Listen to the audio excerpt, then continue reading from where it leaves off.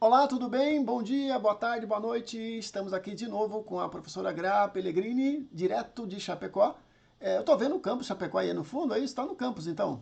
Não estou no campo, estou em casa, mas ali atrás a gente tem o estádio da Chapecoense, a Arena Condá, que é Ah, pensei que era o aqui campus. pois é, para provar que estamos em Chapecó, né?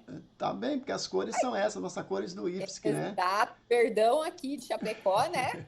Também das cores do IFSC. Beleza, professora Gra.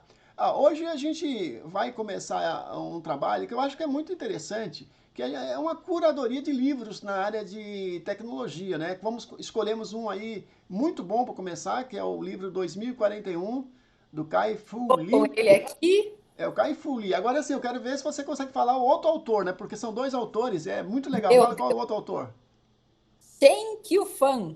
Ah, Não ok. sei se é assim que pronuncia, gente, esses nomes são realmente bem complexos, né? Sim, mas eu acho muito legal o que aconteceu nesse livro aí. Eu vou até contar aqui para vocês. Aí a professora Gra vai fazer uma apresentação. Mas olha só que interessante. O Kai-Fu Lee, ele foi CEO das maiores empresas de tecnologia ao longo dos últimos 40 anos. Pode botar aí a Google, pode botar a Microsoft, pode botar aí todas que você pensar aí, essas grandes, ele estava lá. Né? E na China e nos Estados Unidos. E ele escreveu também esse livro aqui, ó, algum tempo atrás, ó. Isso aqui, ó, que é Inteligência Artificial, né?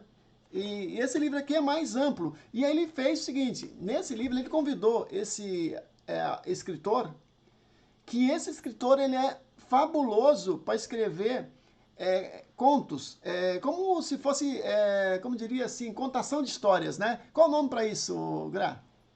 Narrativa, né? Eu estou aqui tentando lembrar o nome correto. Storytelling. Storytelling. Storytelling, isso Exatamente. aí, ótimo. Exato. Então, esse autor, ele é sensacional porque é o seguinte, ele pegou o assunto técnico, que o Kai Fu Lee trabalha há 40 anos com IA, pegou esse assunto e criou, acho que 10 histórias, né? Eu li apenas 4 por enquanto, criou 10 histórias ambientadas em diferentes países, de tal forma que você, de maneira instigante, porque eu juro para vocês, eu peguei o conto lá dos dois pardais, eu até falei para o professor Agra, que eu não conseguia parar. Já tinha dado meia-noite e meia, eu tinha que dormir, porque no outro dia eu tinha aula e eu não conseguia parar. E eu fui até 1h30 da manhã porque eu queria ver o resultado, eu queria ver o desfecho da história. Tão interessante é a história. Então é isso que ele consegue fazer. Ele consegue prender o leitor do início ao fim e pegar esses conceitos sofisticados de inteligência artificial e colocar isso em questões éticas, em questão de privacidade, em questão de como a educação vai funcionar. Então, eu adorei essa parte, ainda vou terminar esse livro, vou tentar terminar ele durante a viagem de ida para São Miguel do Oeste, agora para o CPI, né? Vamos viajar a Uhum. noite toda, vamos ver se a gente consegue ler um pouquinho. Gra, contigo, conta um pouquinho, qual é a tua experiência em ler esse livro para nós?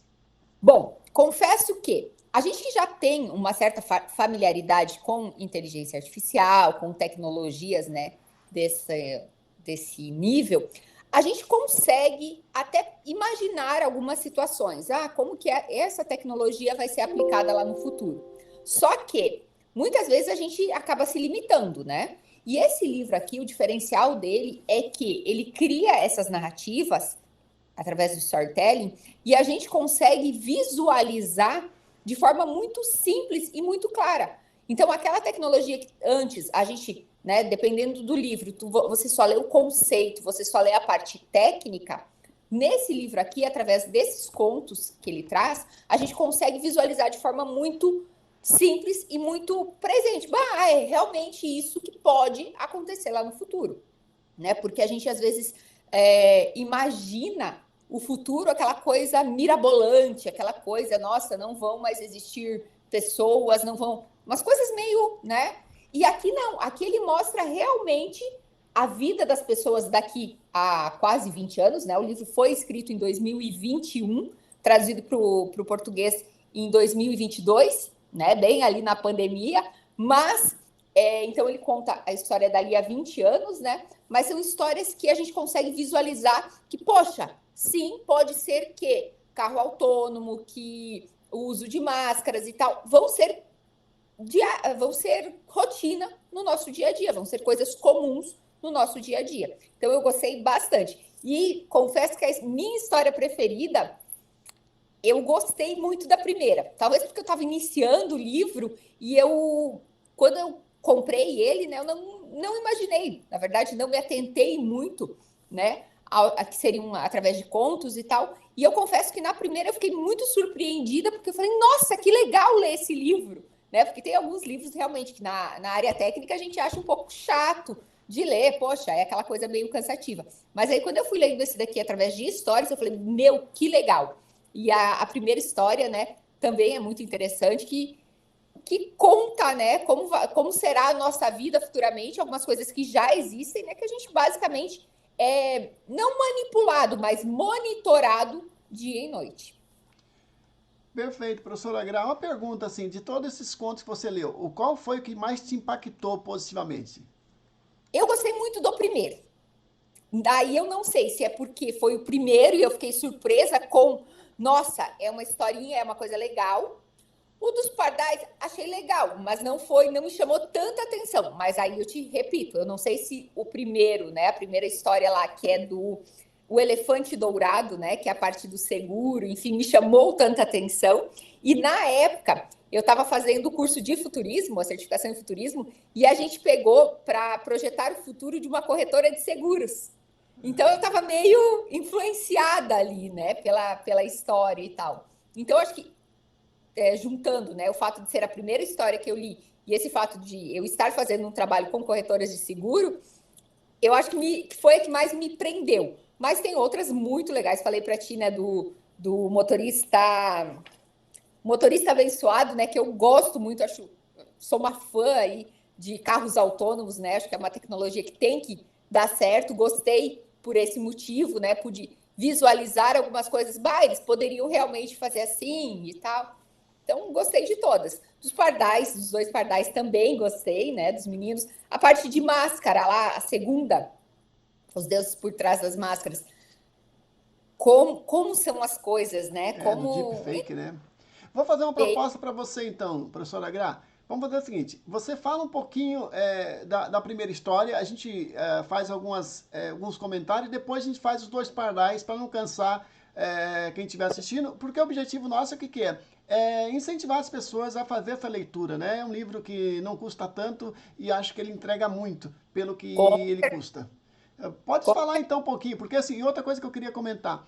Esse conto do elefante, né, dourado, ele é ambientado isso que eu queria dizer, ele é ambientado em vários países. Esse é na Índia, com valores da Índia, né? Enquanto que o conto dos dois pardais é na Coreia do Sul. Então aí conta a história de duas crianças órfãs, que são gêmeas. Então assim, é muito legal que ele colocou os contos em países diferentes, culturas diferentes. Isso nos leva a viajar pelo mundo, né, vendo como é que vai ter a repercussão em cada país. Esse que você falou também das máscaras acontece na África também, né? Então, aí você tem vários cenários, vários E ele fala um tipos de pouco até sobre realidades. cultura, né? Um livro é de tecnologia, mas ele é super amplo, porque a gente começa, poxa, lá eles fazem isso, não sabia, né?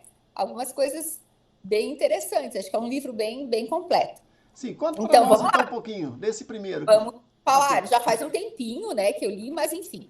O que esse livro conta? Ele conta a história de uma adolescente, né? A história se passa, né, na casa de uma guria adolescente e ela tem rede social, ela tem, né, como qualquer adolescente, né? E os pais dela, eles adotam um novo seguro, né? Por quê? Porque lá, para questão médica, questão de tudo, você precisa ter um seguro, é lá na Índia. E os pais dela adotam esse novo seguro, só que o seguro, ele baixa ou sobe de valor de acordo com o que você faz.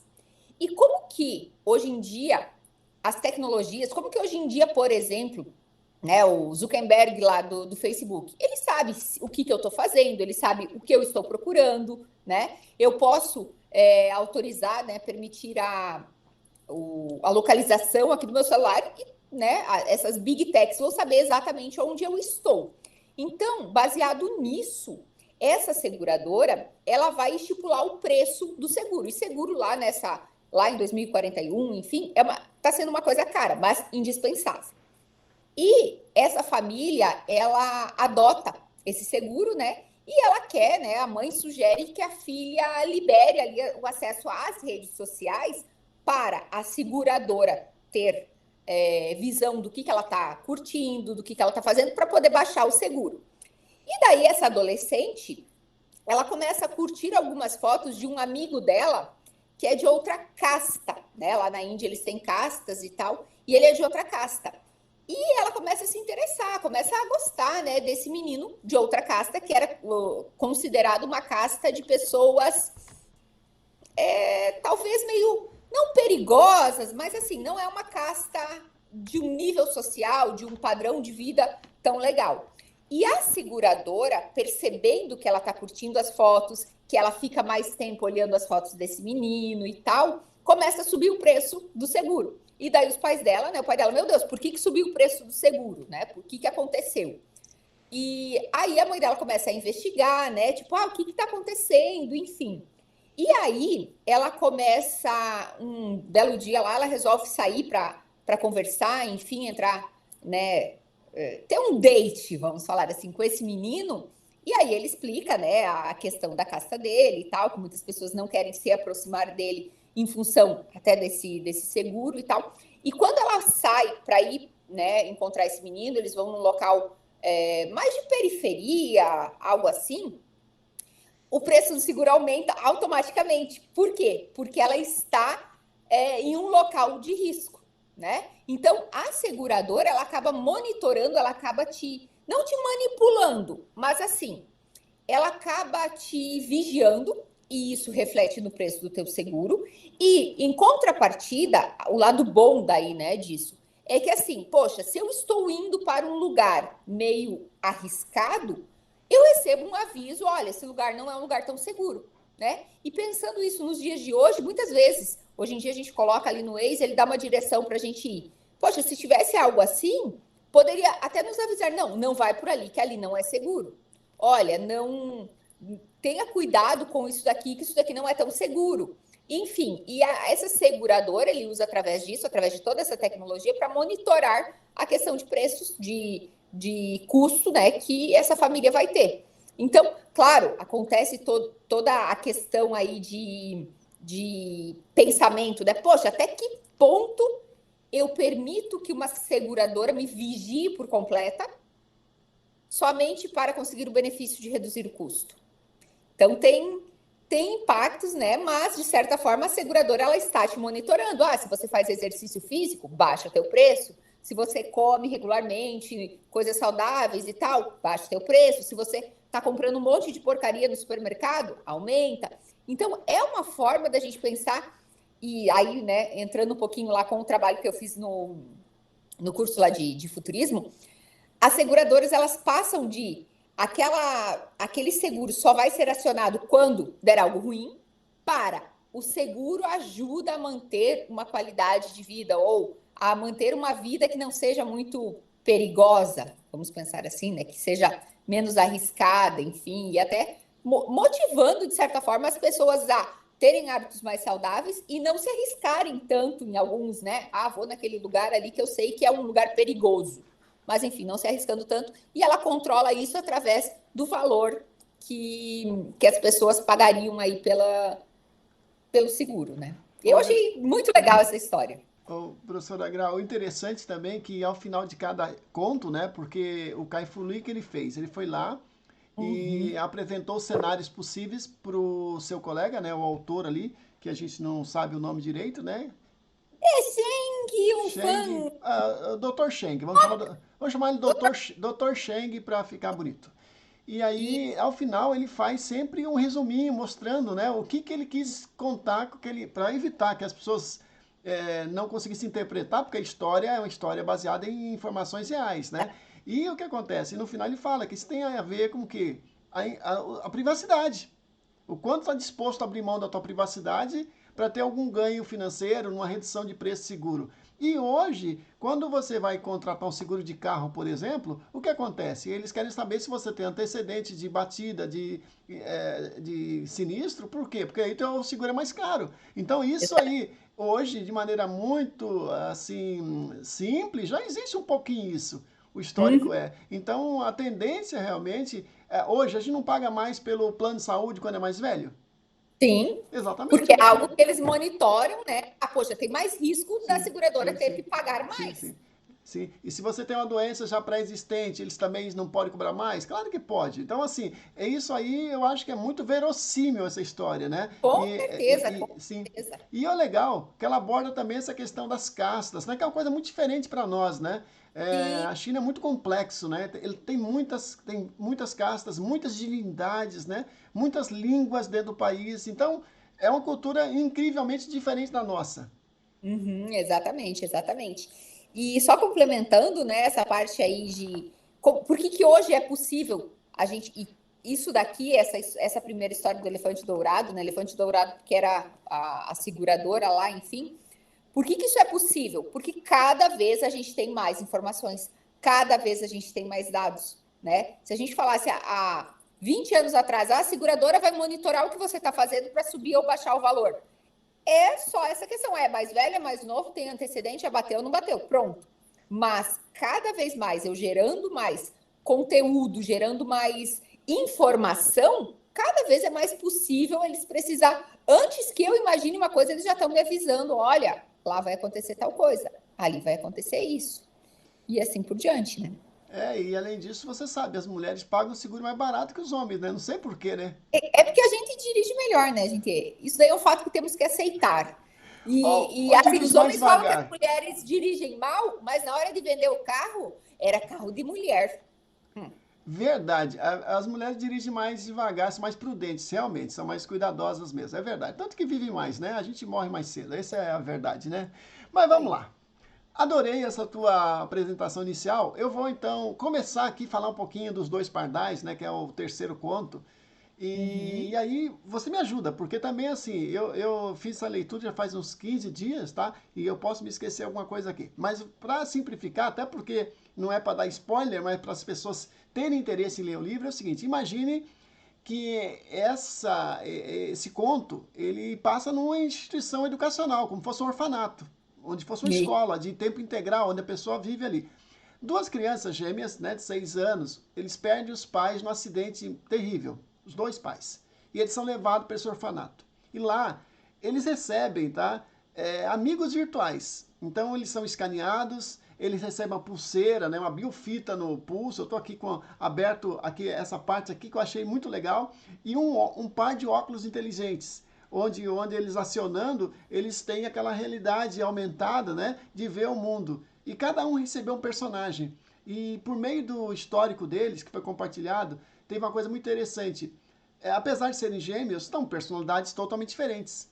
Então, um tem um comportamento, outro tem outro. Então, o que aconteceu? Os seus assistentes de IA são diferentes. E eles sabendo. Porque é o seguinte: lá na China hoje já tem algo que parece assustador para algumas pessoas, mas eles estão usando em grande escala. As crianças nas escolas, eles recebem um. Como chama isso mesmo? A Mulher Maravilha tem, é uma tipo uma tiara. tiara. Uma tiara, exatamente. Uma tiara que tem cores. Então a cor branca diz uma coisa, azul é porque ele não está concentrado. Então branco ou azul. Então o professor tem no monitor dele um monitoramento de cada aluno em tempo real, se ele está concentrado ou não no assunto. E por meio de ondas cerebrais. Já está sendo usado. Que E, legal. e aí o Kai Fu Lee, ele explora esse tipo de situação, porque quando ele coloca a biofita, ele analisa os dados ali emocionais dele também, pulsação, né? Por que aquela história? Quando você gosta mesmo de uma coisa, o coração às vezes acelera ou desacelera. Então a tua empolgação, às vezes uma pessoa gosta mais de matemática, fica muito empolgado, e outra gosta mais de história. Nós somos diferentes. E Então, monitorar isso, né? Saber, porque às vezes a sim, criança não sabe explicar, eu gosto mais disso, eu gosto menos daquilo. Mas o corpo dela vai o corpo seguir. fala, né, por meio das pulsações, né, assim, da alegria, da pupila, dilatação da pupila, tudo. Então esse assistente A, ele observa, ele compreende como ele se sente, lembrando que é 20 anos à frente, 2041 esse cenário, então tem muita coisa ainda para evoluir, mas nada que não seja verossímil que ele coloca ali. E a partir disso, veja, ele sempre começa com tecnologias que já existem e vai dizendo, isso aqui pode evoluir para isso. Então ele não está fazendo especulação. Como eu falei, já existe na China algo desse sentido. Então, a questão é que isso vai ser aprimorado a tal ponto que as crianças vão ter seus assistentes de IA. E, aliás, eu vou dar um spoiler do livro do A Próxima Onda, do Mustafa Suleyman, que fala o seguinte, que daqui 5 a 10 anos, cada pessoa vai ter o seu assistente de IA, customizado para ser um grande orientador. Sim, e de certa forma, cada um tem um assistente, né? Não, mas aí que está a diferença. A diferença mas é o vai seguinte, ser personalizado. Aqui exatamente, porque é o seguinte, as redes sociais nos conhecem bem, porque eles têm os algoritmos, cada vez que a gente clica, eles sabem. Mas dada a informação, nós não sabemos. Muitas vezes, eles sabem mais sobre a gente, sobre nossas preferências, do que nós mesmos. Eu estou dizendo o seguinte, que esse assistente, na verdade, ele já faz um pouco isso, ele já recomenda um filme no Netflix, ele já recomenda uma postagem para nós, não é isso? Quando a gente já faz um pouquinho. Mas imagine isso aí em grande escala, onde ele vai conhecer nossa personalidade e vai dizer assim, olha, eu tenho interesse em aprender, sei lá, Python. Ele vai começar um programa de orientação de Python para mim. Então, para eu evoluir gradativamente. Então, ele fez isso com as crianças. Então, ele mostra como essa escola do futuro seria onde cada criança tivesse um assistente e tivesse uma educação personalizada. Então, se ele tem dificuldades, por exemplo, em relacionamento, um deles é mais introspectivo, ele vai criando situações para que essa criança possa devagarzinho e saindo da sua casca, né? Conseguindo interagir mais com o mundo à sua volta, né? De tal forma que essa introspecção não seja uma limitação para ela no futuro ter uma vida plena e feliz. Então, e o outro é mais hiperativo, ele vai também dando estímulos que vai também ajudando essa criança também a encontrar o seu lugar no mundo. Então, nesse sentido, às vezes você vê assim nas palestras, que a IA vai personalizar o ensino. E eu nunca tinha conseguido vislumbrar como. Mas como é que vai personalizar? De qual forma? Porque para isso eu teria que conhecer muito do estudante. Eles falam, cada aluno vai ter uma educação personalizada. Então, na sala de aula tem 25 alunos. Entendeu ou não entendeu? Eu também tinha dificuldade de entender isso. Mas a história, ela parece que é algo tão... É simples. Sim. Porque na sala de aula, a gente tem lá 25 alunos. Eu faço o seguinte, quando eu dou aula para o subsequente, que é à noite ali, são trabalhadores, mas de vez em quando tem alunos jovens junto, dos mais velhos. Então, o aluno que acabou de sair do ensino médio, tá tudo muito fresquinho na mente dele, ele lembra de tudo. Já o aluno de 45 anos, que saiu há 20 anos da escola, ele lembra de pouca coisa. Os dois terminaram o ensino médio, e eles estão ali para aprender a refrigeração. O que eu tenho que fazer? Eu tenho que usar, muitas vezes, duas linguagens. Porque, às vezes, eu dou a aula para uma parte, termino aquela explicação, depois explico de novo para outra parte. Cheguei a esse ponto. Imagina, Josué, se você tivesse ali uma tiara, um óculos, alguma coisa que com base na pupila do aluno, nos batimentos cardíacos dele, mostrasse uma coisa, ele está realmente entendendo ou ele está viajando, ele está desconcentrado, porque a gente poderia ter aulas mais direcionadas também. Perfeito, é isso mesmo. Entendendo o que cada um tem de dificuldade, né, e capacidade de compreender. Ou seja, as doses, a gente não pode dar a mesma dose para duas pessoas diferentes, né? São remédios diferentes. É como se fosse um médico prescrevendo medicamento. Fala nisso, Gra. Há uma década eu escrevi um texto baseado até no filme indiano, depois de assisti-lo, que Como Estrelas na Terra. É um filme assim que me emocionou muito. E dali eu percebi a importância da gente pensar uma educação customizada, né? Onde cada aluno tivesse um prontuário educacional. É como cada aluno tem que receber a dose necessária para o seu desenvolvimento, como um médico que receita remédio diferente para diferentes pessoas. E é essa a ideia do conto, não acha? Esse negócio aí de prontuário para cada aluno, já imaginou? Ali foi fácil, né, eles saberem o perfil de cada um desses meninos quando eles chegaram, porque eles chegaram lá no orfanato, pronto, morreu o pai e a mãe e chegaram no orfanato.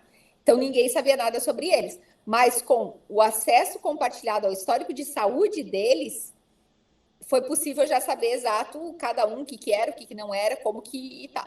E se para o aluno ele chegasse para a gente já com um histórico compartilhado, esse prontuário, nunca tinha pensado nisso, mas seria muito legal até para você ver, por exemplo, hoje você vê o currículo, mas, poxa, será que aquele aluno foi bom naquele curso? Será que ele gostou de fazer aquilo? Qual foi a impressão que o professor teve do aluno fazendo aquilo? Isso seria muito legal se a gente tivesse, né? Tipo uma pulseirinha ali com chip, alguma coisa que... E junto com o prontuário médico, com o prontuário odontológico, com tudo, né? A pessoa leva junto ali aquela carga de quem é ela. Eu Sim. acho que seria legal. Ô, Gra, e aí o que eu faço? Para evitar ruído, eu faço. Na primeira semana, eu faço uma avaliação diagnóstica, né? Faço uma revisão e faço um diagnóstico. Com isso, eu sei mais ou menos qual o nível de cada um na sala. Então, tem alunos que estão muito avançados já. O que, que é assim? Eu vou dar aula, por exemplo, de mecânica dos fluidos. E eu preciso muito calcular volume, áreas, divisão, né? Ou seja, que vazão, né, é velocidade vezes área, mas também é uma quantidade de volume pelo tempo. Então, são continhas simples, né, para nós, né, de dividir, multiplicar, regra de 3. Então, já começo pedindo para eles calcular o volume de uma caixa d'água, calcular uma área de uma circunferência e assim por diante, né? Círculo, né, claro. Então, gente, aí a gente consegue, assim, ter uma avaliação diagnóstica e a gente vai dosando. Mas, então, esse conto, ele leva isso ao extremo. À medida que eu tenho esse prontuário bem claro, esse diagnóstico bem claro, é possível você fazer as doses corretas para cada um. Então, esses alunos, esses meninos se desenvolvem muito e se encontram, porque eles são depois, eles são adotados por famílias diferentes, eles são separados, algo que no Brasil não é muito comum, né? Mas nesse caso, esse filho mais introspectivo, ele não é fácil de lidar, ele tem um pouco de autismo, né? Então, as pessoas, ele fica muito fechado, ele é muito agressivo também. Então, ele Essa, acabou sendo adotado por outra família. é que fala, síndrome de Asperger, uma Isso. coisa... Exato. Sim. Até para a gente ver, poxa, será que lá é permitido mesmo ser adotado por famílias diferentes? Cara, olha como a cultura deles é diferente da nossa. Sim. O livro também traz essa reflexão. Eu confesso que a hora que eu vi, eu falei, meu Deus, como assim? Cada um. Mas Sim. o livro traz parte de cultura também, né? Sim. Aliás, sim, a Coreia do Sul é um dos países mais competitivos do mundo. Então, em vários momentos, você vê essa competitividade já nas crianças. Eles são muito competitivos hoje. Uhum. E E eles daqui isso são aparece. super competitivos, né? Aquele mais extrovertido, ele Sim, quer competir em tudo com sim, o outro, sim. né? E a IA deles é que vai mudar essa situação, né? Sim. Gra, a ligação ela tá falhando um pouquinho. Vamos fazer o seguinte de novo. Vamos desligar e entrar de novo, pode ser? Pode, Beleza. Vamos fazer bora aqui lá. com a voz, né? Então, assim, vamos voltar ao ponto, né? Eu não tô te ouvindo. Oi? Oi, oi. Ah, Tá me beleza. ouvindo? Beleza, beleza. Vamos voltar a esse ponto aqui anterior, né? Da questão cultural. Então, a Coreia do Sul é um país muito competitivo e isso aparece também ali no conto, né? Porque um dos gêmeos é muito competitivo e o outro já tem já uma síndrome, que ele é mais introspectivo, tem um pouquinho do espectro de autismo, né? Então, eles são adotados de famílias diferentes e aí, os pais dele, aí uma coisa interessante, que o pai do menino mais introspectivo, ele trabalha muito com essa questão de humanidade, né? De desenvolvimento humano. E o outro pai do menino mais extrovertido é do mercado financeiro. E aí, o mais interessante é que no final, quando eles são mais velhos, e o sonho dele é ser igual ao pai, mas o pai chega um momento que as IAs, elas acabam sendo tão fortes que elas acabam mudando todo o mundo dos jogos e ele tem muitas aplicações nesse mundo de games. Né? E Uhum. aí o que eu queria lembrar também, o conto fala o tempo todo de gamificação da educação, coisa que nós não conseguimos com tecnologia hoje fazer praticamente. São poucas disciplinas onde a gente pode fazer. Eu sei que eu brincava um pouquinho com o Kahoot de vez em quando, eu dou aula de projetos, então acaba sendo mais divertido assim, mas nem toda matéria dá para gamificar. Né? Até porque muito professor tem preconceito com isso, né? Porque acha que isso é bobagem, né? Mas o conto conta de maneira possível como é possível gamificar a educação, ou seja, as crianças vão sendo incentivadas, né, a vencer etapas, conseguir alcançar metas ao longo da vida. Eles gostam disso, né? Até tem um outro conto lá do motorista que o menino vai treinar a IA pensando que é um jogo de videogame. né? Então, essa questão de ser... E por que não o nosso aluno vir estudar achando que é um jogo de videogame? Seria É, muito mais divertido? Mais eu, a- interessante? Gra, eu acho que a gente tem sempre que fazer o possível para que as crianças, que os olhos das crianças brilhem, né? Ou seja, que seja Ah, agradável. concordo. Porque Concordo. a educação não é só. Aí eu vou falar obviedade aqui para uma pessoa como você, que é muito experiente também como educadora, né? A gente muitas vezes tem professores preocupados muito em passar conteúdos, né? Mas Uhum. aquilo que a gente conversou na nossa conversa do projeto Educadores, né? Como é que você quer ser lembrado daqui a 20 anos, né? Então, se você não tocar no emocional do aluno, não envolvê-lo emocionalmente de alguma forma, aquilo para ele vai ser apenas mais uma matéria a ser cumprida para o currículo. Mas se Exato. você fizer a diferença de alguma forma, né, conversando, né, entendendo, né, as necessidades e sendo empático, talvez você Uhum. faça a diferença mais profunda. Com certeza, com certeza. E a gente vem, né, de uma educação aí, né, histórica, de que estudar, eu não gosto de estudar, eu gosto de ficar jogando. Cara, mas o jogar, se for colocado na educação e tal, você consegue. Só que, claro, é algo que o professor tem que sair da zona de conforto, né? E não é tão fácil fazer isso para. Aí dando um desconto também, para não parecer que é culpa do professor, que é displicente, dizer assim: tem matérias que é mais fácil gamificar que Concordo. outras. Tá? Eu vejo assim que quando lançou o Xbox lá em 2009, 2010, o Kinect, né, você podia jogar com o corpo e ali abriu um monte de possibilidade de usar o jogo para educação física e para outras reabilitação e para outras atividades. Existem games de matemática fantásticos onde os alunos vão melhorando. O Duolingo, por exemplo, é um tipo de IA, que é um tipo de jogo. É Uhum. isso que a gente está falando. Não estou falando aqui de ficar jogando Exato, jogo de atirar, mas tem jogo de estratégia, assim, que exato, ajuda a exato. aprender história. Né? Tinha Olha, um que eu jogava antigamente, que sim. era de uma. Jogava, né? Não faz muito tempo, mas minha sobrinha de. Ela na época devia ter o quê? 13 anos, que ela fez eu baixar no celular, porque eu tinha que jogar. Era uma fazenda. E você tinha que tratar os animais, você tinha a responsabilidade, você tinha que. Eu preciso de um galpão novo, então eu tenho que ver, eu tenho que plantar milho, eu tenho que colher, eu tenho que isso. Cara, quer uma aula de administração melhor do que isso? Não tem. O Né? Mas Minecraft. Ó, muitas tem coisas. várias escolas, Gra, que usam o Minecraft, por exemplo, como uma forma educativa. Né? Meu filho, por exemplo, ele sabe um monte de coisas assim que ele não aprendeu na escola, Uhum. por conta do Minecraft. Então, assim, realmente, uma vez eu estava assistindo, eu estava dando uma aula, e aí me apareceu a história do terremoto. Oi, travou. Oi, cortou, né? Tudo bem? Oi, Voltou?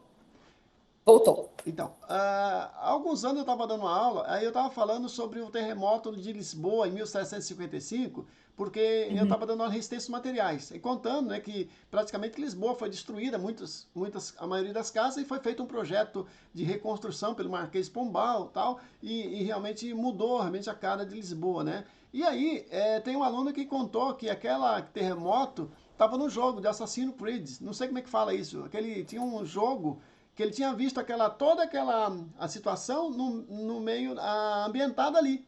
O personagem saindo do terremoto, pulando os telhados para chegar no porto, no navio, para fugir do terremoto. Milhares de pessoas morreram ali. Então, quero dizer assim, tem jogos e jogos. Tem jogos que ajudam realmente a pessoa a aprender. Mas Claro, acontece que nós, professores, individualmente, não temos tecnologia para fazer isso. Eu fico imaginando o seguinte: hoje eu estava estudando ali laboratórios remotos e inteligência, a realidade aumentada, e muitas universidades estão contratando agora desenhista instrucional ou pessoas especializadas em tecnologia para construir aplicativos e aplicações para auxiliar no ensino. Então, um tipo de profissional, não é desenhista, é designer instrucional. É um tipo profissional especializado em usar realidade aumentada, criar programas de realidade virtual, gamificar. Então, esse profissional hoje, ele não está aí disponível. São profissionais que têm que ser criados com formação de TI e com formação de pedagogia. Talvez exato. a faculdade boa, porque o que está acontecendo hoje? Tu vai lá na caixinha, né? Da divisão do trabalho, tu é pedagogo, tu é analista de TI. Não tem essa profissão, analista de TI pedagogo. Né? Sim, E a gente podia claro, ter um curso como esse, que fosse as claro. pessoas fossem boas também na forma de aprender, porque o processo de aprendizagem de Vygotsky, tem que aprender Paulo Freire, tem que aprender como a pessoa se constitui como ser humano, o processo Perrenot, tem que deve, pegar todos esses educadores aí, tem que aprender. E tem que aprender também tecnologia informacional. E se a gente for ver isso, que esse profissional não existe, a prova disso é esse livro. Sim. Porque ele, o autor, né, o Kai-Fu Lee, ele não, sozinho, ele não conseguiria escrever esses contos tão bem estruturados, essa coisa que prende o leitor sozinho, porque ele domina da tecnologia, então ele precisou de um assessor, né, de um coautor ali para fazer esse storytelling, para fazer essas narrativas e conseguir explicar tecnologia de uma forma tão legal que qualquer pessoa, né, sendo ou não da tecnologia, vai conseguir entender. E mais uma coisa, Gra, até para você que gosta de estudar muito também, assim, depois de ler essa parte do livro, eu fiquei com uma vontade imensa de me aprofundar e estudar mais storytelling, porque imagino que para ensinar com histórias, eu digo, eu vou fazer aqui referência a um professor que eu tenho muita admiração, que faleceu há uns 10 anos, o professor Hipólito, que ele se aposentou na UFSC, 25 anos de carreira na área de mecânica dos fluidos e foi dar aula na então escola técnica lá em São José comigo lá. Ele já com doutorado e tal. Foi o primeiro doutor nosso do campus, né?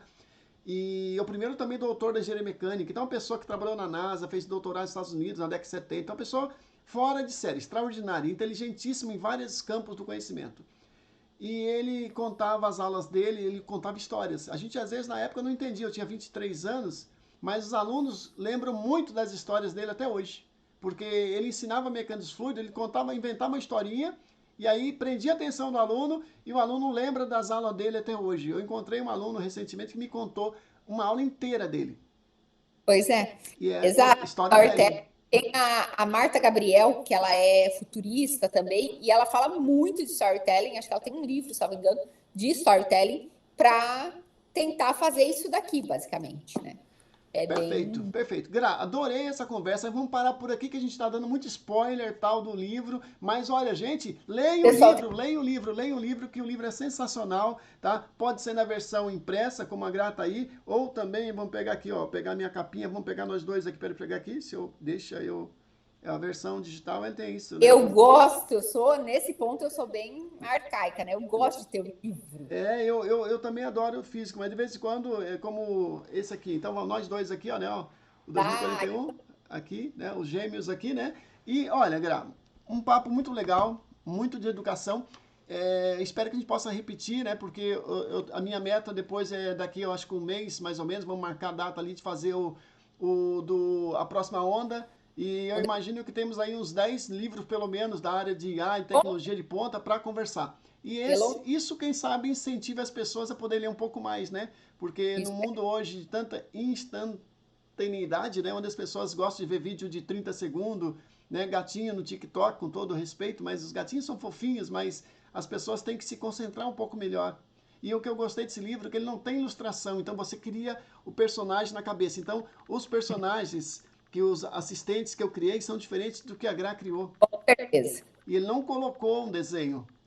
Então, assim, fica para nossa imaginação. Imaginar é muito bom. E, com certeza, né, a gente pode falar mais sobre as outras histórias também num outro momento aí. Perfeito. Muito obrigado, Gra. Fique bem. Boa sexta-feira aí. Sucesso para você. Saúde aí. Até a próxima live sobre isso. Obrigado.